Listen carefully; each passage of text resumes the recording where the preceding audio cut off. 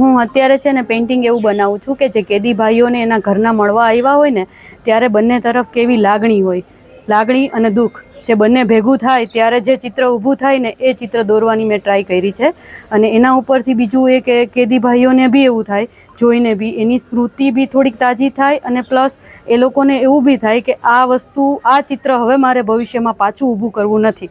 એવું એને થોડું મોટિવેશન મળે કે ભાઈ ના, હવે હું આવી ભૂલ કરીને પાછો ક્યારેય અહીંયા નહીં આવવા માંગતો. આ ચિત્ર મારે મારા ભવિષ્યમાં ક્યારેય પાછું જોતું નથી. એવું એ કરીને ભવિષ્યમાં પાછા ગુના કરવા માટે ન થાય એના માટેનું મેં ચિત્ર દોરવાની ટ્રાય કરી છે. ચિત્રનગરી રાજકોટના સંયોગથી અમે જેલની દિવાલને બોલતી દિવાલ બનાવવા માંગીએ છીએ અને સામાજિક સંદેશો જાય અને લોકો કંઈક શીખે. અહીંયા જે વ્યક્તિ કાચા કામ કે પાકા કામના કેદી તરીકે આવે છે તો એને કંઈક સંદેશો મળે, એના માટે અમે ચિત્ર બનાવવાનું આયોજન કરી રહ્યા છીએ. ખાસ તો અહીંયા કેદીઓ હોય છે, એમને શું સંદેશ મળતો હોય છે? અને તમે જોઈ શકો છો એવા ચિત્ર બનાવે છે. કોઈ બાળક છે, એનો જન્મદિવસ છે, એની મમ્મી સાથે છે, પરંતુ એના પપ્પા જેલમાં છે, તો એને જોઈને પોતાનું બાળક યાદ આવે અને પોતાની માટે પરિવાર મહત્ત્વનો છે. અને પોતે આવું ઈશ્વરે સુંદર માનવ જીવન આપ્યું છે, તો એના પરિવાર સાથે સારી રીતે ગુજારે, સારા નાગરિક બને, એવો એક સંદેશો મળે, એની માટેનું અમારું આયોજન છે.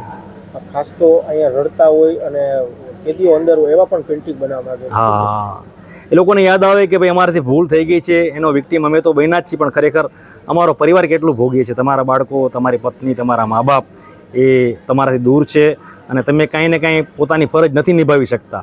આ તમારા કર્મને કારણે, જે જાણે અજાણે ભૂલથી થયેલું છે, કોઈ પણ ઇન્ટેન્સથી થયેલું છે, તો બીજી વખત આવું બનાવ ન બને અને તમે સમાજમાં સારી રીતે જીવન જીવી શકો, એવો એક સંદેશો મળે.